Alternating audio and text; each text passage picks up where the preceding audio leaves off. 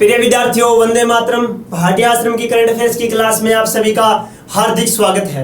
आज अपने 19 और 20 सितंबर के करंट अफेयर्स के 10 महत्वपूर्ण प्रश्नों पर चर्चा करेंगे, जिनमें अपना सबसे पहला प्रश्न है और वो ये है, हाल ही में किस संगठन के साथ नीति आयोग ने भारत के 112 आकांक्षी जिलों में छात्रों को मुफ्त शिक्षा प्रदान करने के लिए भागीदारी की है?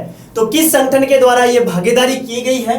तो ऑप्शन अपने पास है अनअकैडमी, दूसरा है बायजूस, तीसरा है टेक्स्ट बुक और चौथा है ग्रेडअप। कौन सा है? ग्रेडअप। तो ये चार ऑप्शन है अपने पास और इनमें सही आंसर क्या होगा? इसका सही आंसर है बायजूस के द्वारा क्या है, 112 आकांक्षी जिलों में छात्रों को मुफ्त शिक्षा के लिए ये क्या है, भागीदारी की गई है। आकांक्षी जिला कार्यक्रम अपने को पता है कि 112 जो आकांक्षी जिले हैं उनमें क्या है, जो नीति आयोग है इनके द्वारा बहुत सारी जो सुविधाएं हैं उनके परिप्रेक्ष्य में इन पे विशेष ध्यान दिया जाता है। तो ये सिलेक्टेड 112 आकांक्षी जिले जहां पर क्या है, बायजूस क्या करेगा, मुफ्त शिक्षा प्रदान करने के लिए भागीदारी बायजूस के द्वारा की गई है। तो ये पहला क्वेश्चन था अपना। चलिए चलते हैं दूसरे प्रश्न पर। दूसरा प्रश्न है, समाचारों में चर्चित रेल कौशल विकास योजना, कौन सी योजना? रेल कौशल विकास योजना के संदर्भ में असत्य कथन बताना है। कौन सा? असत्य कथन बताना है। और ऑप्शन अपने पास है पहला, यह कौशल विकास एवं उद्यमिता मंत्रालय द्वारा संचालित है। पहला ऑप्शन है कौशल विकास एवं उद्यमिता मंत्रालय द्वारा संचालित है। दूसरा 17 सितंबर 2021 से प्रारंभ की गई है। तीसरा ऑप्शन है विभिन्न रेलवे प्रशिक्षण संस्थानों में उद्योग से संबंधित कौशल में अगले 3 वर्षों तक, कितने? 3 वर्षों में 18 से 35 वर्ष का आयु वर्ग शामिल होगा, जिसके कितने युवा? 50,000 युवाओं को शामिल किया जाएगा। और चौथा ऑप्शन है उपयुक्त सभी सत्य है। इसका सही आंसर क्या होगा? हाँ, आइडिया लगा रहे हैं कि उपयुक्त सभी सत्य होगा।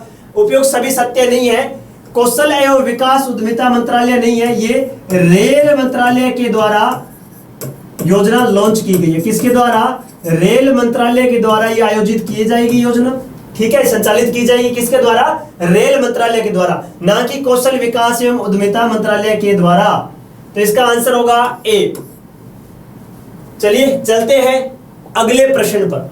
अगला प्रश्न है, हाल ही में किस मंत्रालय द्वारा एक पहल, कौन सी पहल? एक पहल अभियान प्रारंभ किया गया है। कौन सा? एक पहल।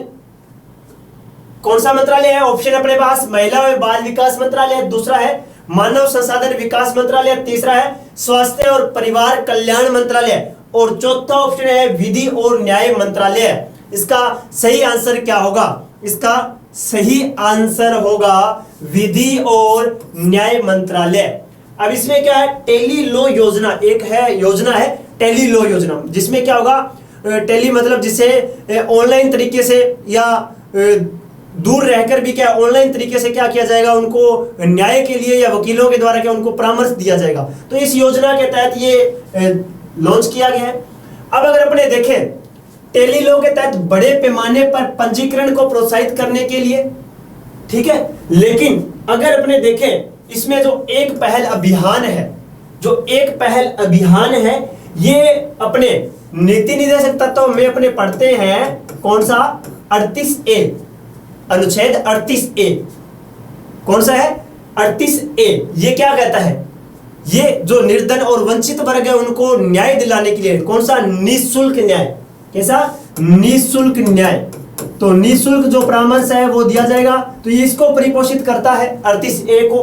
तो ये जो एक पहल है, तो इस अभियान के तहत क्या है, टेली लॉ के माध्यम से पैनल वकीलों के द्वारा लाभार्थियों को सामान्य सेवा केंद्रों में पूर्व मुकदमे, मतलब मुकदमे से पूर्व सलाह और परामर्श दिया जाएगा। तो यह था एक पहल अभियान। चलिए चलते हैं अगले प्रश्न पर। अगला प्रश्न 17 सितंबर 1948, 17 सितंबर 1948 को भारतीय संघ में हैदराबाद का विलय किस ऑपरेशन के तहत किया गया? किस ऑपरेशन के तहत किया गया? ऑप्शन है ऑपरेशन विजय, ऑपरेशन देवी शक्ति, ऑपरेशन पोलो, ऑपरेशन ब्लू स्टार। सही आंसर क्या होगा? सही आंसर होगा ऑपरेशन पोलो के द्वारा क्या है, पटेल जी के द्वारा सैनिक कार्रवाई के तहत क्या किया गया, हैदराबाद का भारत में विलय किया गया। निजाम के जो रजाकार है उनको धूल चटाते हुए, और अंततः क्या निजाम के द्वारा, या अगर अपने देखें पटेल जी के इस एकीकरण भाव से और पटेल जी के इस ऑपरेशन की वजह से क्या हैदराबाद का विलय भारत में कर दिया गया। कब? 17 सितंबर 1948 को। अब जो 3 ऑपरेशन है ये भी चर्चा में रहे हुए और पढ़े हुए भी है। ऑपरेशन विजय कब? 1999। कौन सा युद्ध हुआ था? कारगिल युद्ध। कौन सा युद्ध था? कारगिल युद्ध। ऑपरेशन देवी शक्ति ये अपने कर चुके हैं करंट अफेयर्स में। अफगानिस्तान में जो अभी वर्तमान में तालिबान का कब्जा है, जहां पर अफगानिस्तान से लोगों को बचाने के लिए या लोगों को वहां से निकालने के लिए ये चलाया गया था वायुसेना के द्वारा, भारतीय वायुसेना के द्वारा। ये थल सेना के द्वारा ऑपरेशन था। ऑपरेशन पोलो भी क्या था? थल सेना का था। ऑपरेशन ब्लू स्टार ये भी अपने थल सेना का था। कहां पर? 1984 में अमृतसर में। कहां पर? अमृतसर में। कौन सा? हरिमंदिर साहिब। हरिमंदिर साहिब गुरुद्वारा। हरिमंदिर साहिब गुरुद्वारे में वहां पर क्या की जो अलगाववादी गतिविधियां थी जर्नैल से भिंडरावाले के नेतृत्व में, तो उसके खिलाफ ये अमृतसर में चलाया गया ऑपरेशन ब्लू स्टार 1984 में। तो ये था अपना प्रश्न। चलिए चलते हैं अपने अगले प्रश्न पर, और अगला प्रश्न अपना है शांतिपूर्ण मिशन अभ्यास। शांतिपूर्ण मिशन अभ्यास 2021 कहां आयोजित किया जा रहा है? ऑप्शन है चीन, रूस, अमेरिका, ऑस्ट्रेलिया। इसका सही आंसर होगा रूस होगा। इसका सही आंसर रूस होगा। कहां पर चलाया जा रहा है? रूस में, ओरेनबर्ग क्षेत्र में। कहां पर? ओरेनबर्ग क्षेत्र में चलाया जा रहा है। किस लिए चलाया जा रहा है? संयुक्त आतंकवाद विरोधी अभ्यास है। आतंकवाद को खत्म करने के लिए ये एक अभ्यास है जिसमें भारत ने भागीदारी भी की है। अब अगर अपने बात करें कि एससीओ के सदस्य देशों के बीच क्या ये सैन्य कूटनीति हिस्से के रूप में द्विवार्षिक अभ्यास है। प्रत्येक 2 वर्षों पर क्या ये आयोजित किया जाता है। अब आतंकवाद से निपटने के लिए एससीओ का एक स्ट्रक्चर बनाया हुआ है, वो है रेड्स। बहुत ही इंपॉर्टेंट है, 2004 में बनाया था रेड्स। रेड्स क्या है? रीजनल एंटी टेररिस्ट स्ट्रक्चर है। ये क्या आपसी सहयोगी देशों में क्या आतंकवाद से निपटने के लिए ये गतिविधियां या कार्यक्रम है आयोजित किए जाते हैं कि किस तरीके से अपने इस पर अंकुश लगाया जा सके। तो ये है रेड्स, ये भी एससीओ की संस्था है। चलिए चलते हैं अगले प्रश्न पर, और अगला प्रश्न है वैश्विक नवाचार सूचकांक 2021 में भारत कौन से स्थान पर रहा? किसके द्वारा? विपो के द्वारा जारी किया जाता है। विपो के द्वारा ये जारी की जाती है। कौन सा? जो अपना वैश्विक नवाचार सूचकांक है। भारत का स्थान कौन सा रहा? 48वां, 46वां, 49वां, 51वां। कौन सा? 48वां, 46वां, 49वां या 51वां कौन सा रहा? तो भारत के 2 पायदान ऊपर आ गया है। पहले 48वां था, अब 46वां है। 2020 में 48वां था, 2021 में क्या ये 46वें स्थान पर आ गया है। तो पहले स्थान पर कौन है? तो पहले स्थान पर है स्विट्जरलैंड, दूसरे पर है स्वीडन, तीसरे पर है यूएसए और चौथे पर है यूके। कौन सा है? पहले पे स्विट्जरलैंड, दूसरे पे स्वीडन और तीसरे नंबर पर यूएसए। और विश्व बौद्धिक संपदा संगठन कौन सा? विपो के द्वारा ये जारी की जाती है। चलिए चलते हैं अगले प्रश्न पर। अगला प्रश्न है किस देश को एससीओ में हाल ही में शामिल किया गया है? तो हाल ही में किस देश को एससीओ में शामिल किया गया है? शंघाई कोऑपरेशन जो संगठन है, ठीक है। तो इसमें किसको शामिल किया गया है? श्रीलंका, जापान, ऑस्ट्रेलिया या ईरान? इसका सही आंसर होगा ईरान को शामिल किया गया है। अब अपने बात करते हैं एससीओ के बारे में। तो अंतर सरकारी संगठन है और इसकी स्थापना 2001 में हुई थी और बहुत बार अपने इसको कवर कर चुके हैं। तो 2001 में इसकी स्थापना हुई। सचिवालय इसका बीजिंग चीन में है, लेकिन 2001 से पूर्व मतलब 2001 तक इसकी स्थापना से पहले जो इनकी औपचारिक वार्ताएं चल रही थी कि हमें एक ऐसा संगठन बनाना है, तो वो 5 ही देश थे। कितने? 5 थे। कौन कौन से?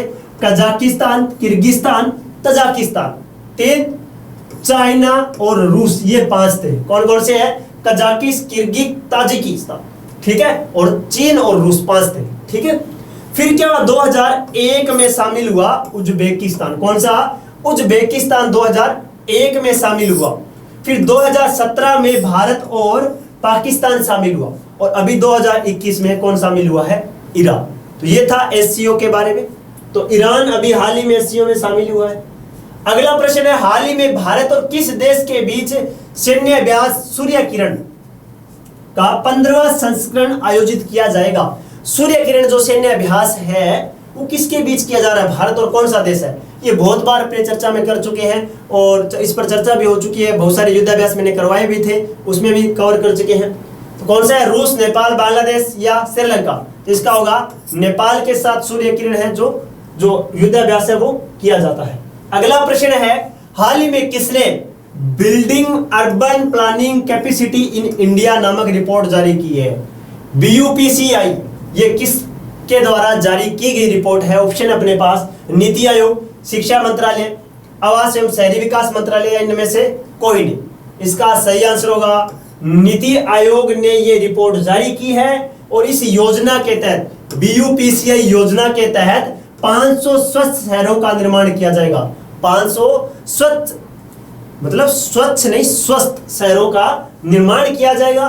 बात करें नीति आयोग की, तो नीति आयोग 2015 में बना था। इससे पहले कौन सा चलता था? इससे पहले था अपना योजना आयोग। कौन सा था? योजना आयोग था। नीति आयोग की फुल फॉर्म क्या है? नीति आयोग अपने पढ़ते हैं नीति आयोग, लेकिन नीति आयोग की फुल फॉर्म क्या है? ऐसा ही पूछा था ना MSME की फुल फॉर्म, तो नीति आयोग की फुल फॉर्म ध्यान रखिएगा, national institutional for transforming India. NITI Aayog की स्थापना 1 जनवरी 2015 में अपने कवर कर चुके हैं।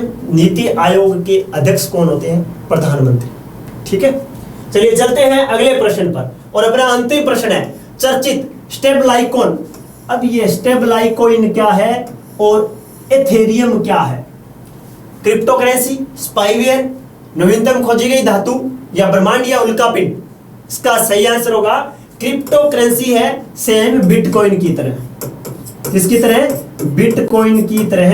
ये इनक्रिप्टेड करेंसी होती है जो डिजिटल माध्यमों में लेन देन चलता है, जिसको भारत में अभी भी क्या है, छूट नहीं दी गई है, लीगल मुद्रा नहीं मानी गई है। ठीक है, तो ये है क्रिप्टो करेंसी है। तो आज के लिए बस इतना ही।